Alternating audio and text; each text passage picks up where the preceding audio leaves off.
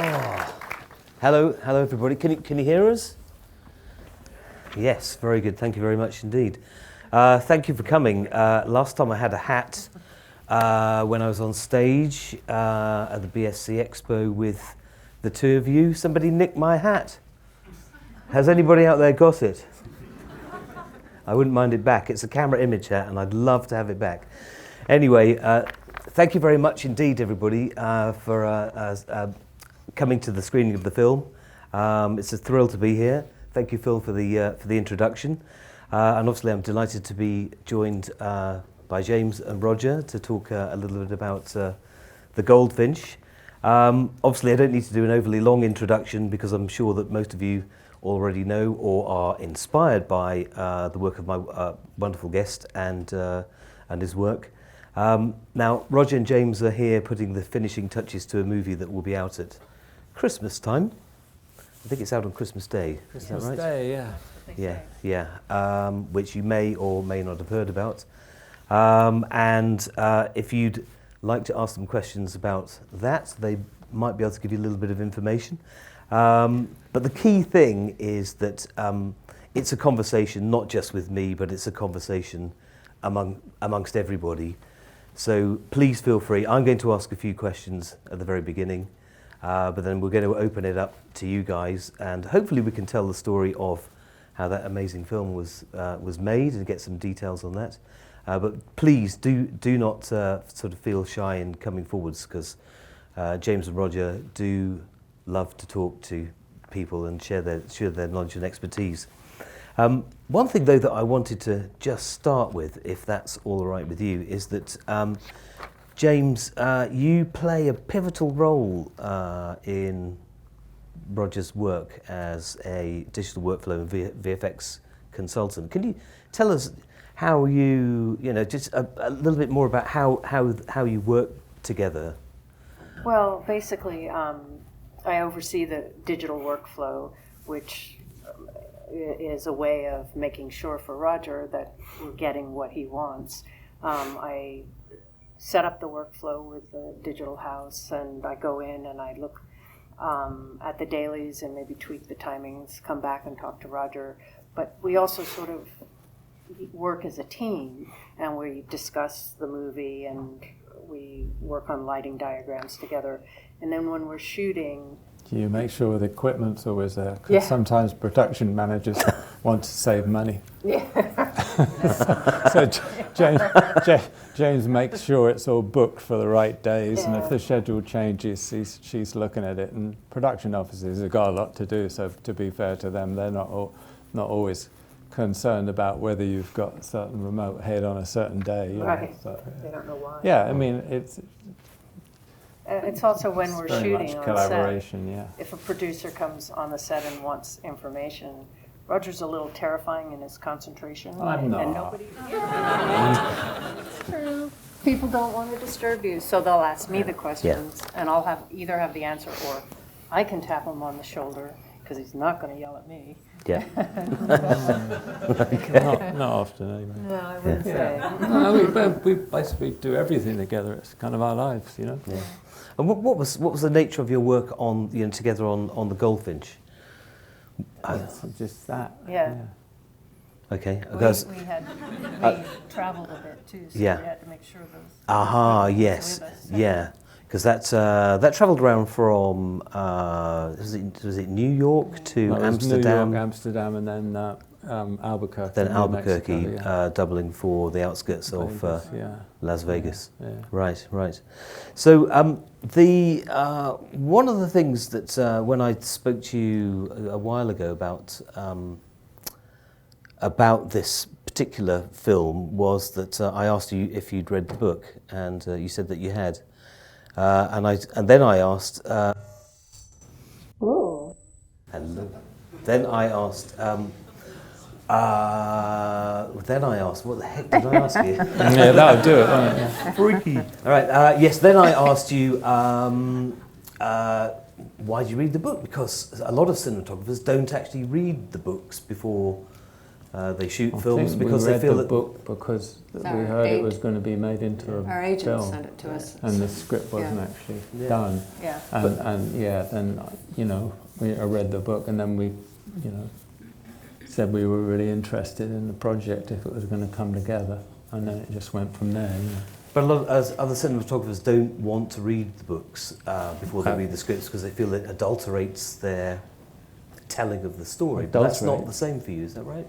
Adulterates? Yeah, but they would feel that it would colour their vision of what the script would be. I don't think so, because it's like saying you're going to make a film about the First World War and only read the script and not read any history books about it. I know, no, I mean, all the background information, the sort of the nuance, the texture, sometimes not in a script if it's from a book. I mean, take No Country for Old Men.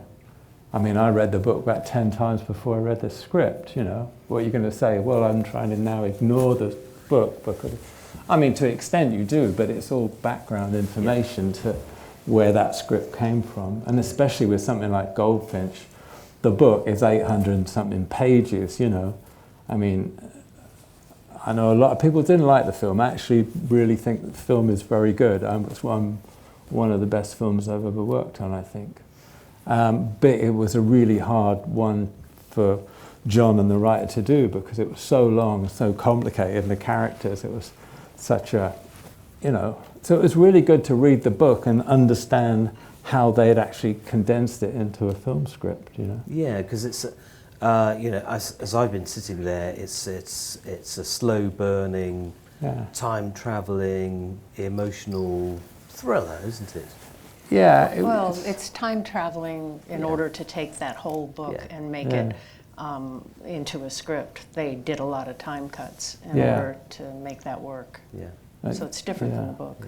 Yeah, it puts a number of people off for what I've just read, but I personally I think it works pretty well, But So when you, first, you hadn't worked with John Crowley before? No. But I loved, we both loved Boy A, which was one of his, maybe it was the first or second film he did. I thought it was a fantastic movie. Yeah, that's the 2007 film, wasn't it? Something like that, isn't it? Yeah. But the, yes, I just want to sort of go back to sort of ask you really about your sort of initial conversations with John about the visual feeling that you wanted to bring to the pictures, because it's not ostensibly, even though it travels through time, you haven't sort of applied particular nostalgical period looks to the film. But, I mean, it never looked any different.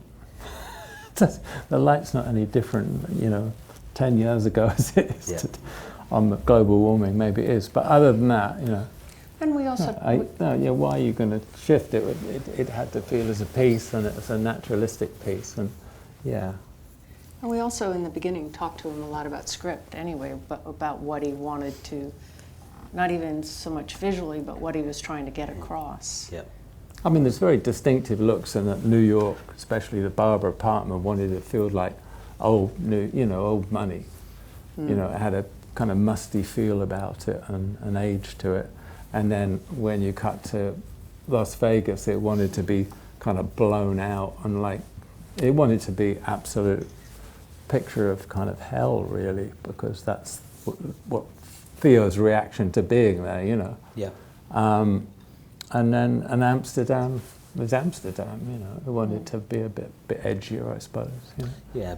So, so was it a case more of adapting to the spaces that you found yourself in terms of the storytelling, rather than sort of particularly trying to stamp any particular sort of period feel or nostalgic? Well, you react to the space, but then you are involved in choosing those spaces.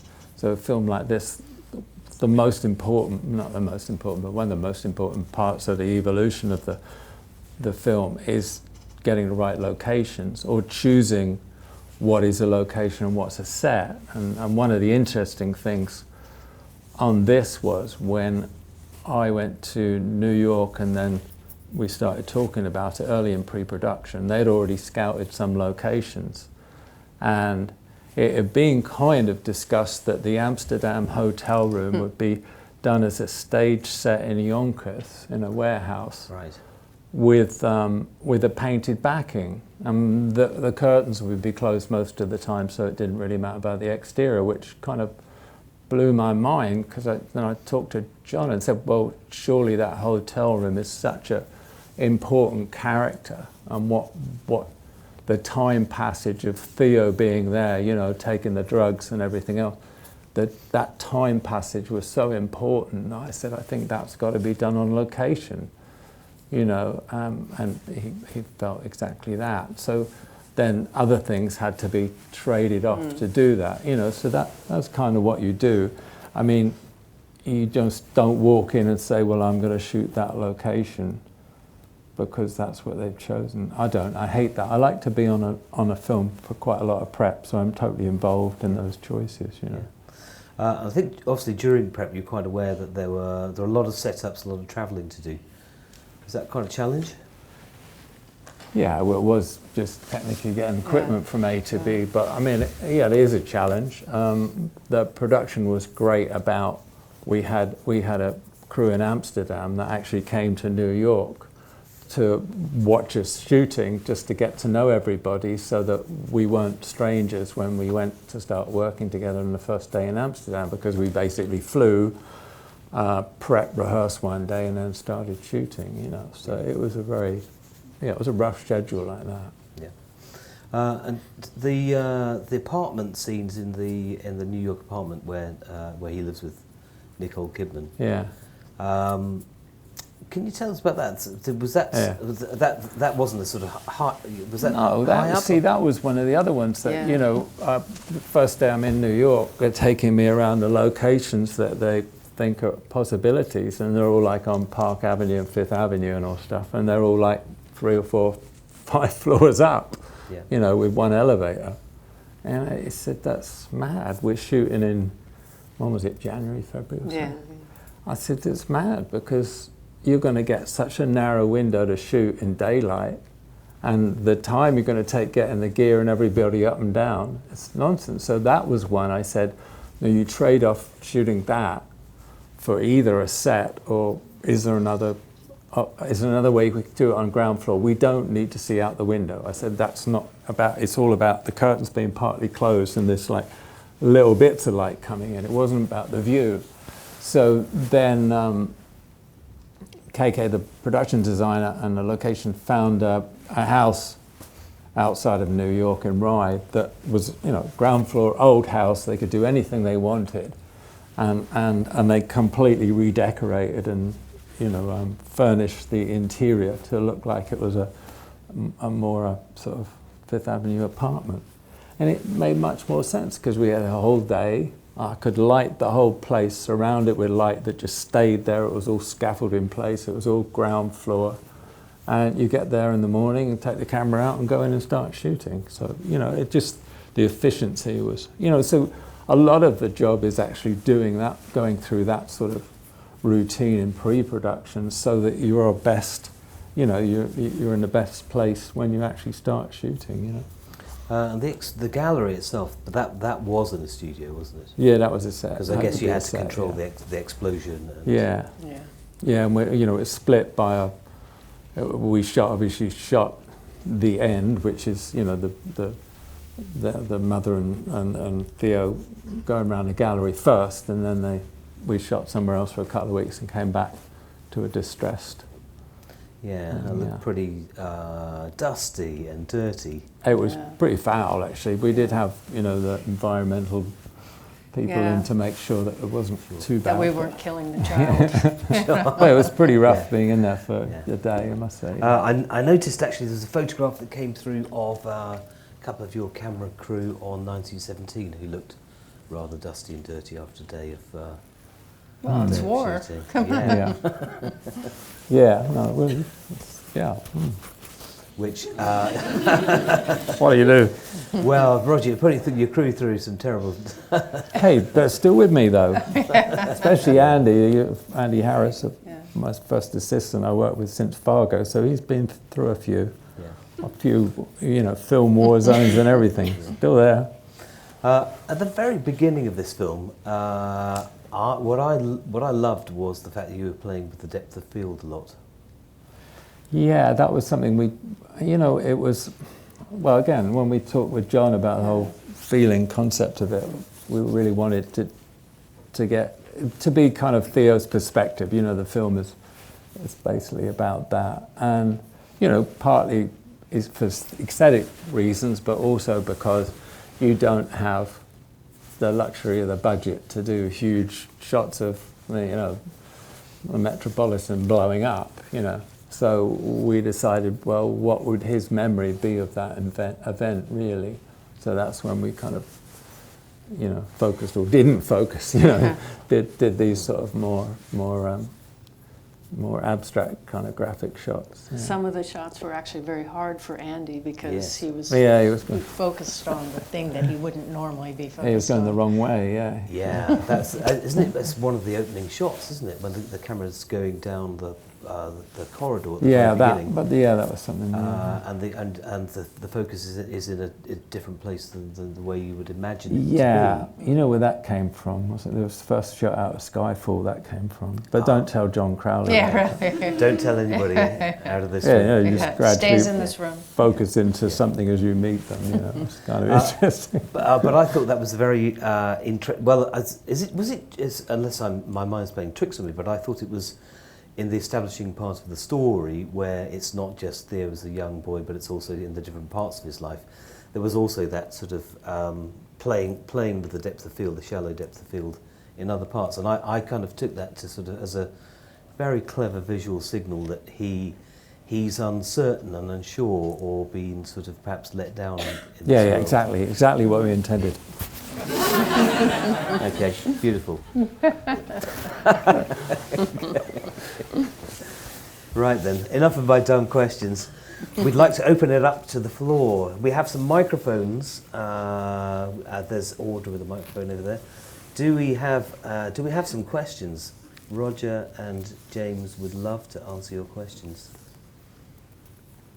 Oh, surely, please don't be shy. Is that Gavin? Yes. Audra? Thank you, Gavin. Hello, beautiful film, really enjoyed it. I was just wondering how much the narrative structure changed in the edit from the original script. So I believe the book is quite linear, and I love the way the time is played with. But I'm probably not alone in this room where I've shot things in a certain way because that's where they happened in the script, time-wise, and then the whole thing is changed in the edit. Something is shot at night, suddenly becomes day. And did that happen to you, and how did you respond to that? It changed a lot, actually, because of when they shot it, it was a little bit long, too, so they were struggling with that. And, scenes had to be cut down, though, more than actually taken out. There's a few scenes that are missing. Yeah, but they also inverted some of the scenes. They changed the order of it. Yeah, a few, but it wasn't radical. And it was always meant to be, broken up time-wise. And it was always meant to be sort of fractured. In fact, I always imagined it would be more fractured than it is, but it didn't go down well with certain critics, so maybe it's just as well it wasn't. But the only thing that wasn't totally fixed in John's mind was when he would flash back to the museum and to the bombing, the terrorist incident. So we shot quite a lot of footage in that horrible, dusty set, just to give ourselves options to go in and out. I think the one thing that changed that surprised me more than anything actually was we always talked about not seeing the painting until the end, and then that seemed. John said that he wanted to do it, but it seemed such a conceit. It was like, oh, aren't we clever? We're not going to show you the painting. So, so that changed. But otherwise, I think the feel of it was very much what we shot. It's just we did shoot very long scenes, some very long scenes, especially in New Mexico. And then, it's like you always go, oh, it's a shame that's not in, or that has to be truncated. But yeah, it's still quite a long film. Yeah, they truncated a lot, though. Yeah, we were complaining. Yeah. No, I know. we did a couple more scenes in a car in Amsterdam, building up to the cafe and after the cafe. So that was kind of quite a big deal because it was all poor man's with, you know, kind of tricksy lighting rigs and plates and stuff. But so you kind of go, well, that's pity it's not in it, but you know, it's always like that, isn't it? Anything from in the grade from what you established after reading the script and seeing the locations? Do you have a colour palette that you kind of decided on that you had to alter, or you decided to alter when you came to the colour grade at the end? No, I really never do that. I can't think. I can think one shot on Revolutionary Road, we had to change from blue to red. But that's because of the way Because it of was continuity. cut. But The way it was cut. no, I mean, I really don't. That was exactly, that's more or less like the digital negative was, really. Very little difference. Yeah. Yes, okay. Question from over there. Hi. Hello? Really enjoyed the film. Thanks a lot. I read the Great. book as well, and I think you did it really well, because trying to shoot sort of, imagine putting the whole of Lord of the Rings in one film. So, you know, you can only do so much. I thought it was brilliant. My question is, the shots in the apartment, that really nice, beautiful, sort of flattering light, what was the source of that light? Oh, it's around, basically, you know, we were still on a location, a house, but it was still a location. So I kind of surrounded the thing with 20 by ultra bounces. So the window's like here and the ultra bounces like that. And then there's a lamp below the window or to the side of the window. So the ultra bounce is cutting all the natural light out, but creating a very soft source. And then I put a very light diffusion on the glass, and then usually I had a light shear on the window as well, so I could control the strength and the sharpness of that light by either spotting the lamp and making it a thing, or opening that little shear, or taking the diffusion. You know what I mean? So I basically had total control, but all I wanted really was a big soft wrap. So I mean, we basically did every window, and there was some bedrooms on the second floor, and we platformed up and did the whole thing. So it didn't matter if it was snowing outside, which it did, or the sun was out and there was a blue sky. It wouldn't change inside the house, you know. And again, you know, you're shooting 12-hour days, so you start in the dark and you go through the whole day and then finish in the dark. So you really need that kind of control.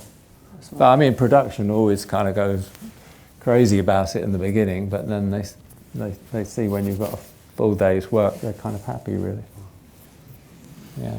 I laugh when they say 12-hour days. Well, actually, 12 hours is ridiculous. It's 16 anyway, whatever. Yeah. I can't remember a 12-hour day. No. Yeah. Do we have some any other questions? Oh yes, there's a gentleman at the front here. Thank you. Thank you very much for your time. Just wondered how much prep time you had and how long the shoot was, and then how much time you get in the grade. I know the grade was only 2 weeks. I didn't really take much time at all. But I Yeah. think we did it in about 6 days, I think. What was it, 66-day shoot?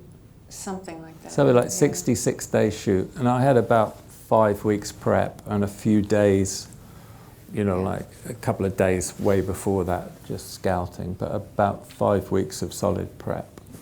Yeah, and most of that was, you know, either looking at locations or storyboarding with John. We did quite a lot of storyboarding, but I mean, it wasn't something that we sort of stuck to. In fact, I don't think even we looked at them on set when we were shooting, but it was just to get a sense of the feel of it, the kind of the lens length, what we wanted to see and what we didn't, you know.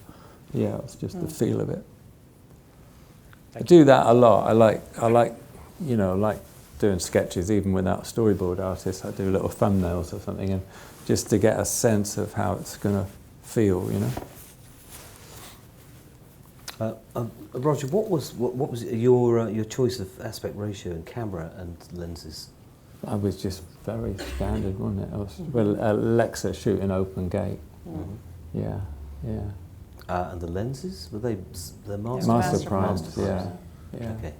That's quite a favourite of yours.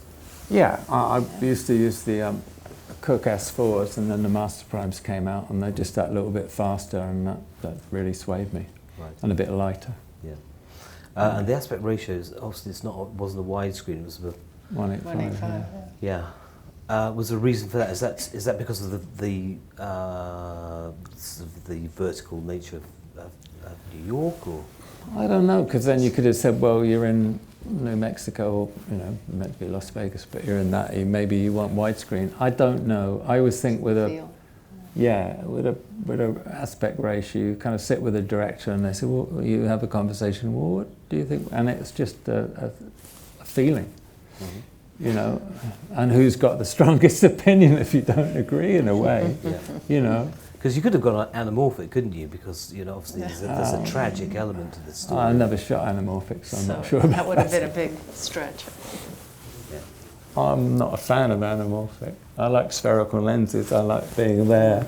I like that, especially on a film like this, where you really need to identify with somebody. Yeah. Okay. Are there any other questions? Yes, we have a gentleman in the third row there, second in. Hello, thank you for being here. I normally work as a first AC, and I just find it interesting how different DOPs work, translate the light onto a technical or mechanical thing. Do you normally work with a waveform or an exposimeter? You just look at the light and you feel it, and based on what you're seeing with your eyes, not really based on the monitor itself. It's just what you I know. We have a DIT as a calibrated monitor, so I can actually see it exactly when I'm shooting. But I still have a meter. I walk around with a meter sometimes, but it's really eye. Yeah, sometimes Josh, the DIT I work with, looks at a waveform or all that, and I think, oh, it's all very clever. But it's I'm not a very technical person. Somebody else can look at that if they want, but I just like looking at the image and thinking, well, that's what I see with my eye, and that seems right. I always operate myself, so it's I'm not somebody that sits by the monitor all the time. I mean, I do a lot on a remote head, so I'm actually sometimes quite close to it, but I don't obsess about that because I need to be, doing both jobs and talking to the director. And partly why I love actual digital now is because, it's much easier to communicate with a director about what you're doing. Actually, I think I'm much more comfortable with it, that the director can sit with us at the DIT station and can see exactly what it is, You normally work with your own LUT from camera, I guess.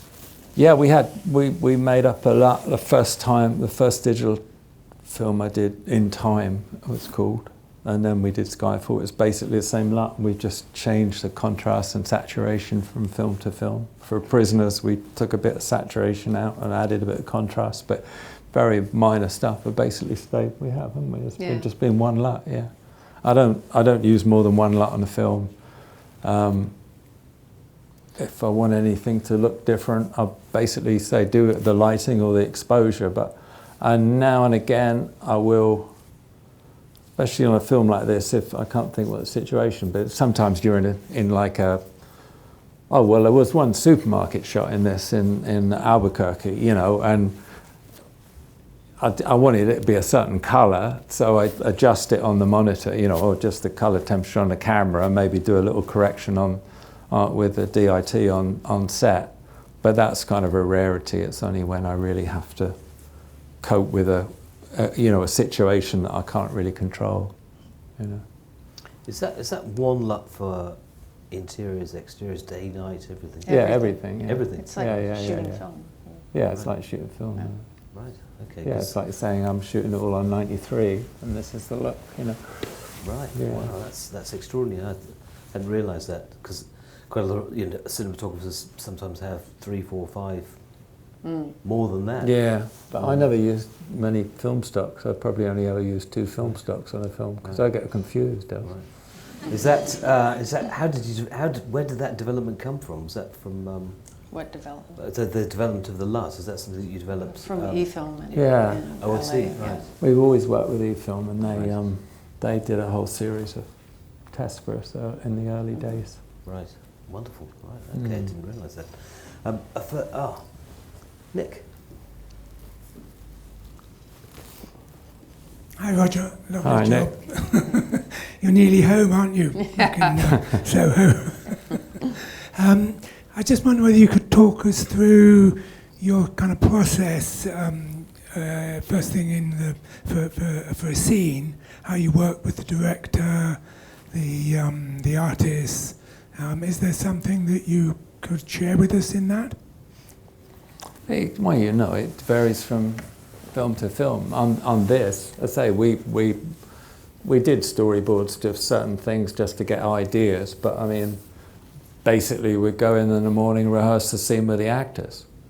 I mean, we talked about staging because a lot of it, you know, you choose the locations or you build a set and, you know, you take it into account what you feel the staging is going to be, but until you're there with the actors, you don't, on a film like this, you don't lock anything down because they've got ideas and you don't want to be, you know, you don't want to be kind of having a mindset.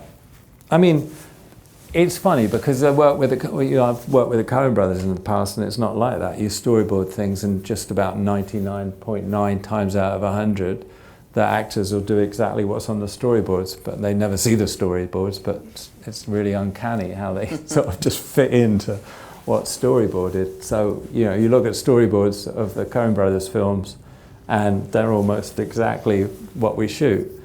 But this, no, we don't. You work with the actors, and then, you know, obviously certain ways that the light works, you know, especially in the Barber apartment and stuff, you kind of trying to mold what their positions are to the way the light is and where you can get the best shot. I mean, a lot of that is, although we had, you know, it was totally dressed set, and it's still a location, so you have to figure out, they were tiny rooms, you can figure out if you ever want a wide shot, you've got to stage it in such a way for the camera that can be put there or out the door, you know what it's like. But this is very much something that was made up on the day with the actors every day, yeah. Right, really. Yeah. There's a beautiful shot when they're out of their heads by the swimming pool. Yeah, well, those are the ones. great Those are the ones scene, that we thought about and storyboarded, and that with the swimming pool, I kind of love the idea that you start. It blew it actually in the cut. You start with a wide shot, so you know when they're lying down by the pool.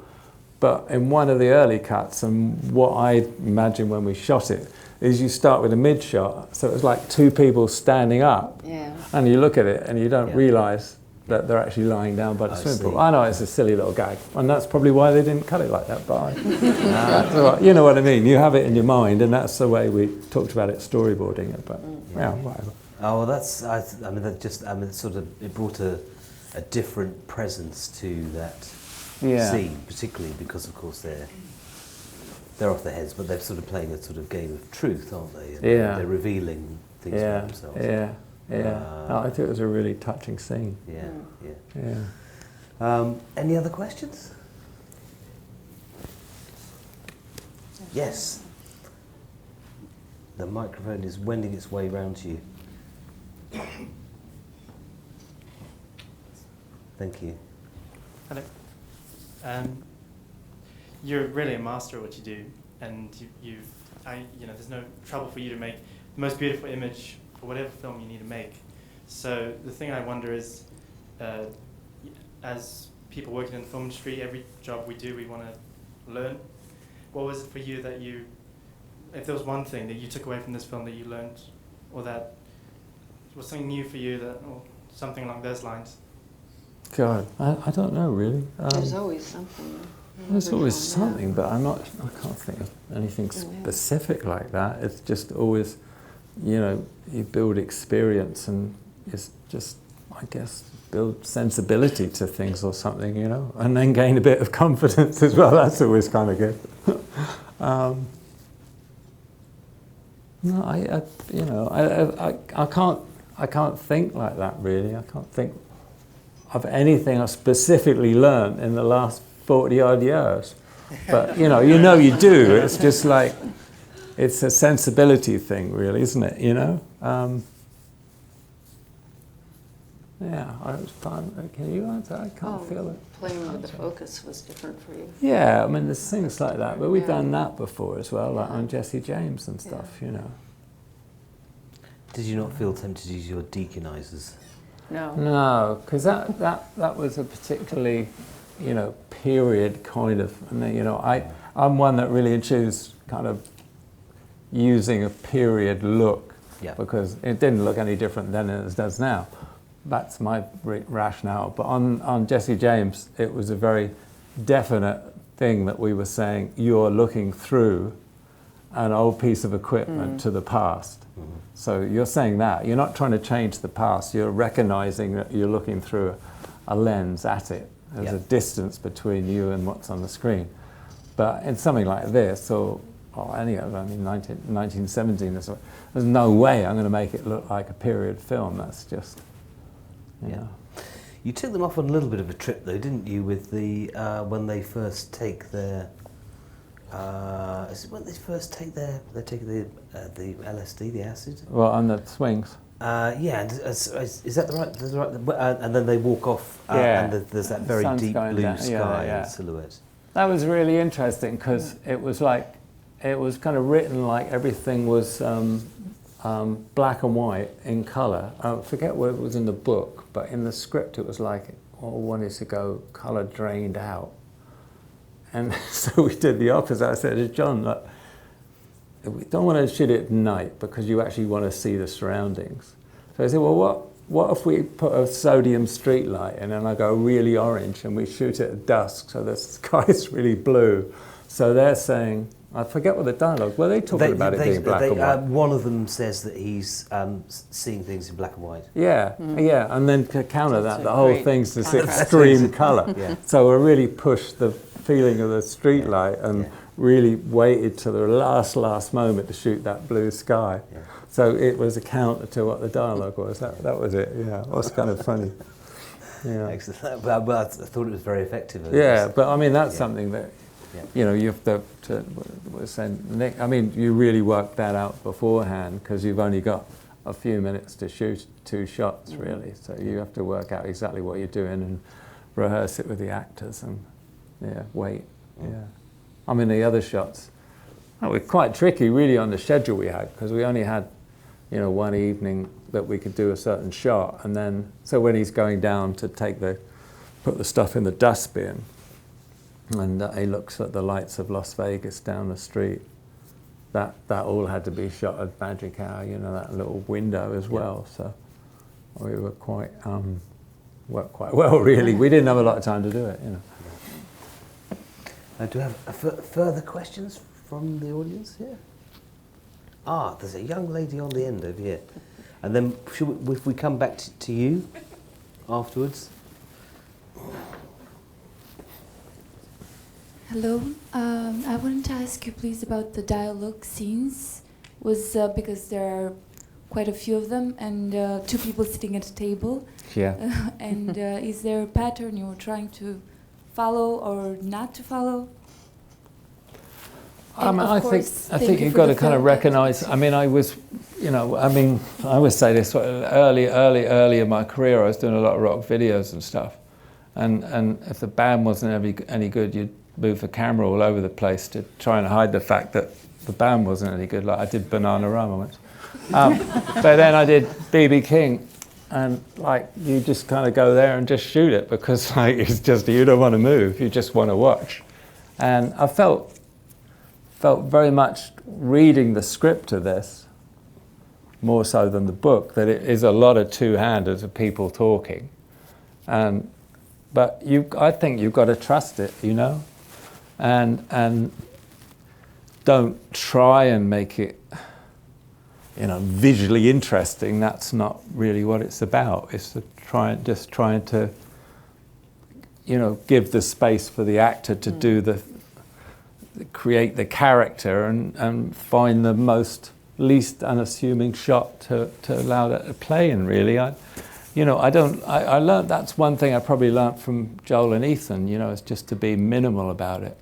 I mean, they rarely do 2 sizes. I mean, it's quite freaky. They rarely do two sizes. And they just play it on, boom, boom, back and forth, you know. And, you know, you've got the actors and you've got the script and the dialogue's interesting, then it's all right, isn't it? You know, does that answer your question, really? More or less, yes. In the sense of, did you have to move all around, or was it easier? Were the actors good in that sense? Well, you'd be the judge of that. I personally think the performances are pretty good. I mean, I have things, but you know, well, you do, don't you? But anyway, visually the film is beautiful. So thank you. Okay, we have a question down here. Hi, hello. Hi. Oh. Okay. Oh, yeah. Now. Just a quick question on the reflection in the glasses and how you approach that, because I was wondering how they could just not have reflection in the glasses, or did you use that to your advantage, or how? Yeah. Advantage, not really. No, that was a nightmare, especially when he put on the Harry Potter glass, you know, the big... The first film I did with the Coen brothers was Barton Fink, and John Turturro had glasses on all the time as well. It was a nightmare. But this was particularly so. Especially getting the candlelit scene where he's talking to the girl. You know, it's candlelit, and our producers were saying, "What's all those little blobs in the glasses?" And I said, "Candles. What am I going to do?"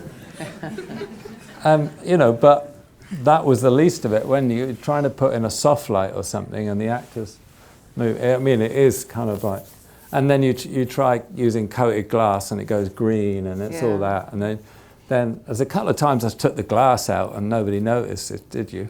Ha! in the car, just take the glass out, you're never going to know.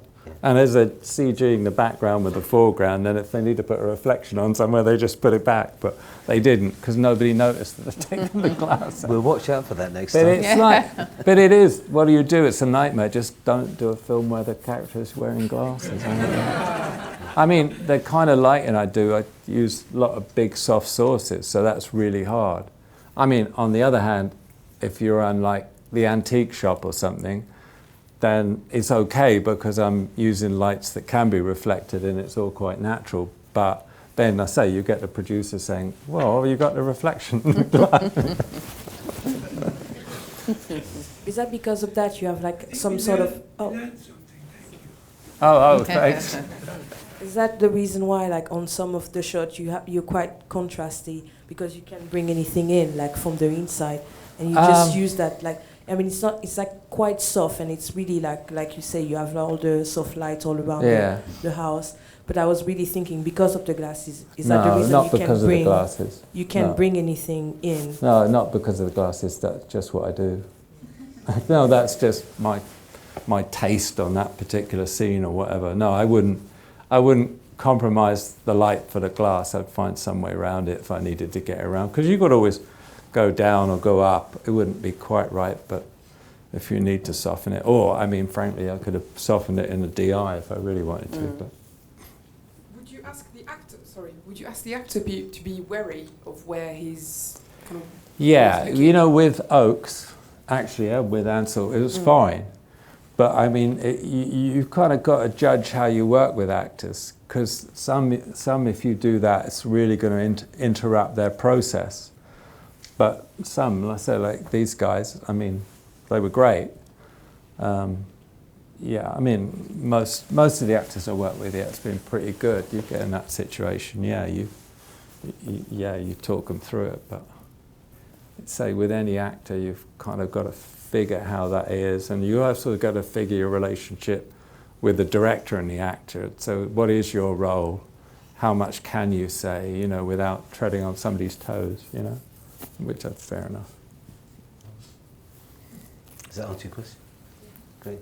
So we had some other hands going up, I thought. Anybody else? There's a gentleman at the front. Right at the front here, Audra. Thank you. Cool.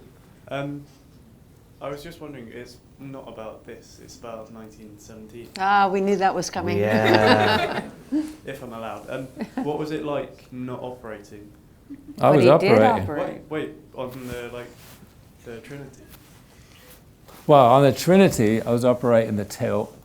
Oh, okay, yeah. Because although the tilt's on the Trinity, it's about, and Charlie's here somewhere, who did all the Trinity work, which is fantastic. But no, I mean, the Trinity, we shot maybe, I don't know, I'd say 10%, 15% of the film or something, 17% of the film.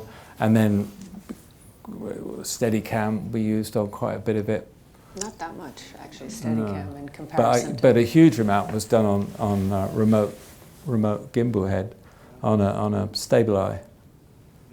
And some of it was done on a Libra, a mini Libra.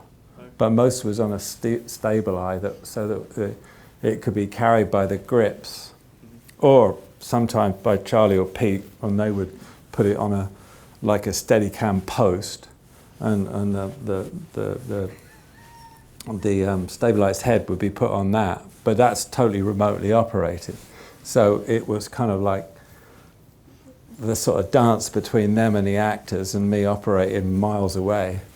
But we were also in the tent saying, okay, go a little bit more left, because we had all on the headphones and stuff like that, yeah. On, and just making sure they're in the right place, so yeah. The framing can But I mean, you should ask Charlie about this, but we went through the whole film in prep, and we shot a lot of the scenes before we had the sets, because we had to work out exactly what we were going to do and what the set was going to be, how long the trench was going to be and everything. And, you know, so a lot of these shots, basically, we had rehearsed it, we knew how we were doing it, which piece of equipment and stuff. But yeah, but I'd say most of it was on a remote gimbal. Okay, nice, thank you. Any other questions? Ah, yes. Gentleman here, just over here. There's two, there's one there and one there. Okay.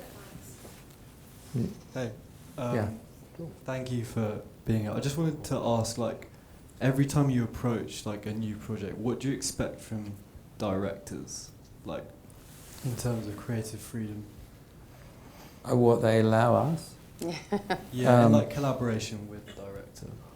Well, no, that's what you want. I mean, You kind of determine that before you accept the job.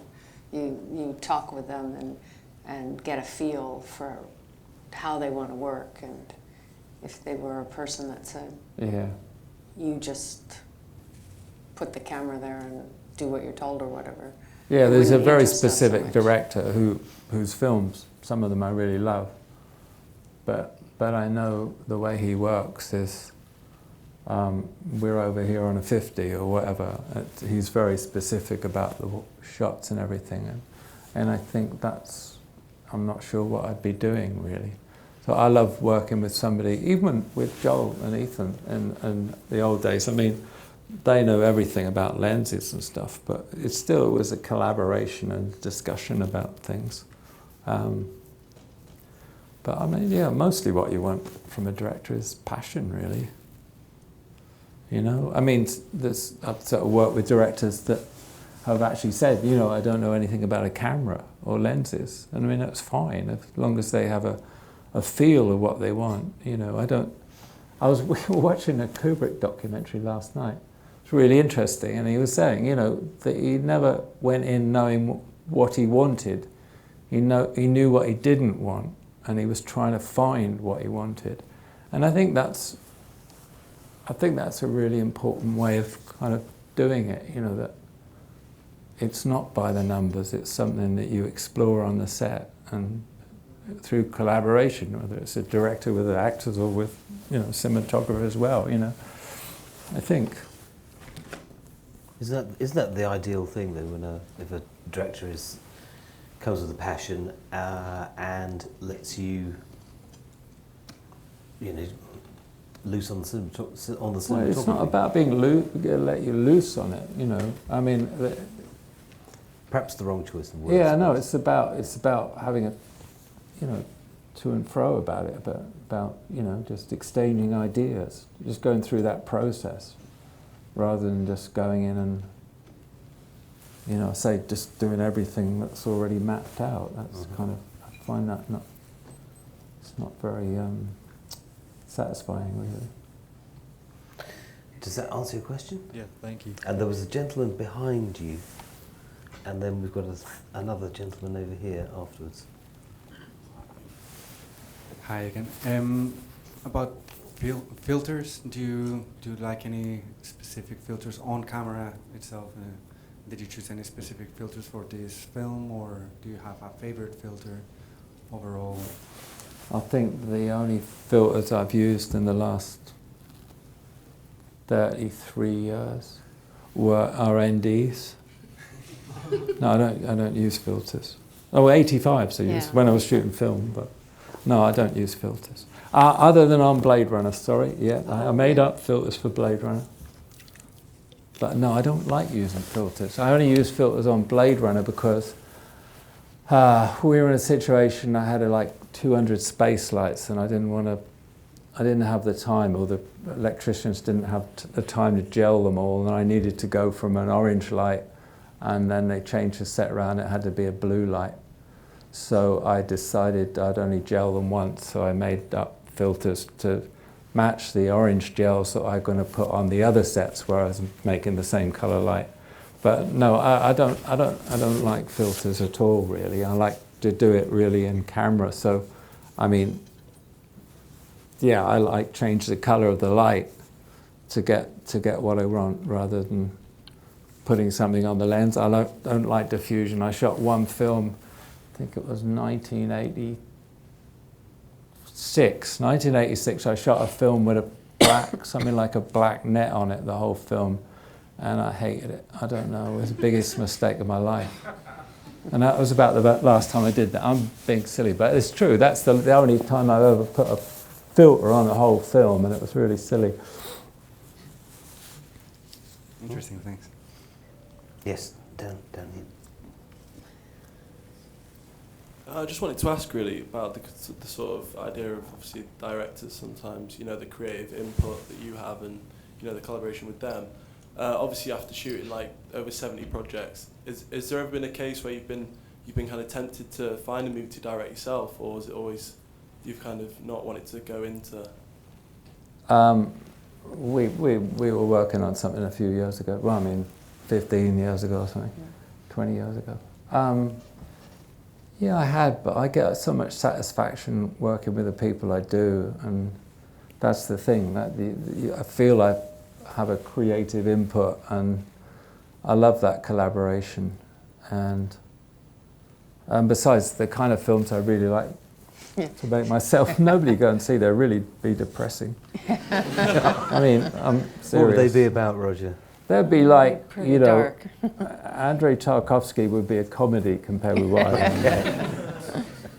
I'm sure if you did make one, everyone would love to see it anyway. So. Sorry, I don't know. Sorry? There's a couple of things I'd love to have made, but there you go. You can't regret that. We've been really lucky, the films we've worked on, haven't we? The last 30 years, it's been amazing, really. There's still time anyway. Yeah, actually, there is. Well, unfortunately, we have to draw it to a conclusion, this conversation. But thank you very much indeed. I think the Goldfinch is a great addition to your artistic canon, could we call Thank it? you. I mean, I don't know. And with the sound of cannons rattling in our ears, we'll all be going to watch 1917 as well, which I'm sure we'll all look forward to seeing. But please give a great round of applause to James and Roger. Thank you very much.